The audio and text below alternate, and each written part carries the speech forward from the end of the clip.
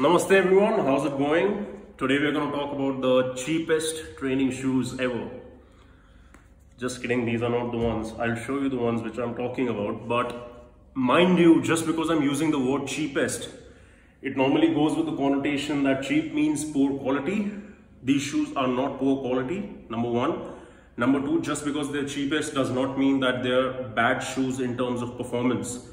They might actually be better than your Nikes and your Adidas and stuff like that, which you might be using for weight training and gym goers, especially I'm talking to you right now, or even gym goers who are trying to learn something new, which is training outside the gym, training in a calisthenics environment, training on the field, training with the athletic movements, etc. And I'm talking to you because these shoes are priced, I haven't checked, but I'm pretty sure they're under a grand, you know, like they're under 1,000 rupees, under 10 quid, pounds, whatever you want to call it.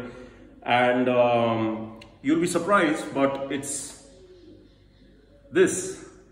The basic PT shoe, which we used to call in school, is basically the Converse All-Star, all right? And these are the plain white, the most basic, the most old school and popular ones, I would say.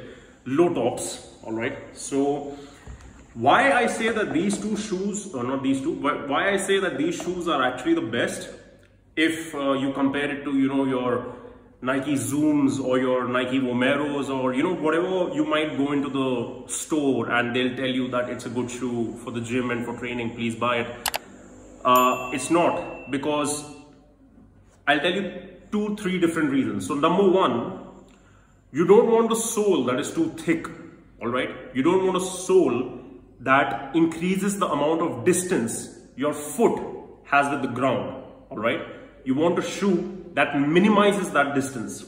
And the reason for that is that almost in every move, when it comes to lifting weights or generating force, basically, you generate force from the ground up, from the feet. Even the bench press, maybe I would be more aware about this since I have learned a little bit of powerlifting and, you know, trained in that particular fashion. But even the bench press, people think it's about the chest. No, it's a full body lift and you generate leg drive from the floor, and that helps you actually push more. And if you guys want to learn about this thing, maybe I'll make a special video just on how to increase your bench press. So comment below if you want something like that. But number one, minimal distance between the ground and the foot. Number one. All right, so that means all the shoes with foam, cushion, gel, blah, blah, they're all fucking crap. All right, sorry to say that, but they're crap when it comes to doing this thing, something which relates to force generation. All right, because you want minimal contact and you want your foot to feel the ground. That's number one. Number two, these are flat soled. All right. So the elevation of the sole here and the elevation of the sole here is the same. It's not going up like normally most shoes are more cushioned towards the back of the foot. You don't want that. You want a shoe that is completely flat soled when it comes to lifting weights, because that would allow your foot biomechanics, the arch suspension system in your foot, to operate properly. And also it is good for your ankles in the long run. When you have a shoe that is placing your foot not flat but like this, the ankle mobility in the long run is going to suffer. All right. The only difference to this is you would have seen me wearing Olympic weightlifting shoes such as my Addy Powers, but that is again for a different reason, because there we do want you know, a change in the ankle mobility, and that is why we wear those shoes. But you don't have to worry about that since most people are not doing, you know, training of that particular style. I'm just talking to the regular people who are trying to have a fit lifestyle over here. All right, so number one, minimal distance of, you know, this foam and cushioning and stuff. Number two, the elevation is the same from start to the finish. Number three, what else can I think about? Yeah, they're very minimal in their design. All right, so your foot doesn't feel like it is wearing something bulky.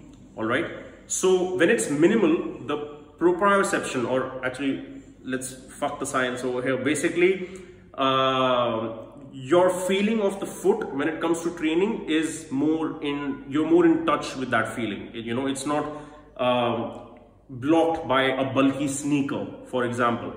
And the reason why you do want to wear shoes ultimately when you're training is because you don't want injury. If you're lifting weights and a dumbbell falls, you don't want your toes to be smashed. And luckily this has a rubber pad on top of the toe section. Now these shoes were not built for the gym, but I think they're a fantastic option for anybody. But there's only one caveat to this. For someone like me, and I think in today's society there's a lot more like you, a lot more out there who have a flat foot.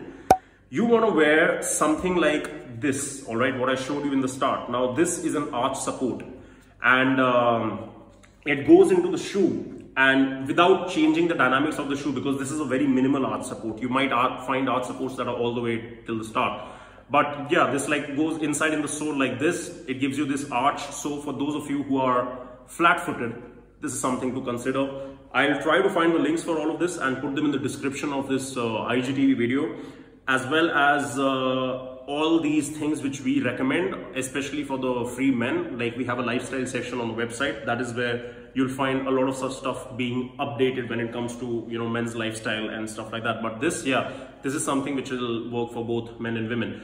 So you might have expensive shoes costing almost 10 grand, but they might be worth nothing. They might be crap when it comes to actually allowing you to use your body most efficiently in the gym. So these were the cheapest and I would say very good ones. But if you would want me to recommend something which is more on the premium side and built especially for training, then we can talk about that also. But look at the sole. Like even if you want to use it on the field, I think this rubber sole is a good one to do any kind of quick sprinting or HIIT sprints or stuff like that. So that was my take, because quite a few of you have been asking me for recommendations when it comes to anything related to training, because most of my stories on Instagram have been about training. But I hope that this video helped, and yeah, I will see you soon. Bye bye.